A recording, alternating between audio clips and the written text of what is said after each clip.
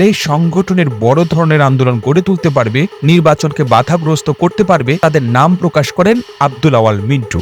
আব্দুল আওয়াল মিন্টু পরামর্শ অনুযায়ী মির্জা ফখরুল ইসলাম আলমগীর, মির্জা আব্বাস, আমির খসরু মাহমুদ চৌধুরীকে গ্রেপ্তার করা হয়। এর আগে আমির খসরু মাহমুদ চৌধুরীর নাম সরকারের তালিকায় ছিল না, কিন্তু আব্দুল আওয়াল মিন্টু আমির খসরু মাহমুদের নামটি উল্লেখ করেন।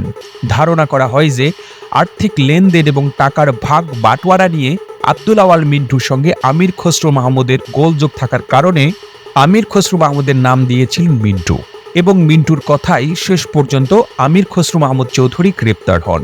আবার নজরুল ইসলাম খান, গয়েশ্বরচন্দ্র রায়ের এদের ব্যাপারে মিন্টু উদারনীতি গ্রহণ করেন, কারণ তারা রাজনীতিতে আন্দোলনের বড় মাথা ব্যথার কারণ হবে বলেই মিন্টু অত্যন্ত দুটি খুদে বার্তায় সরকারের বিভিন্ন ব্যক্তিকে জানিয়েছিলেন। এছাড়াও আব্দুল আওয়াল মিন্টু ঢাকা শহরের বিভিন্ন মারকুটে নেতাদের তালিকা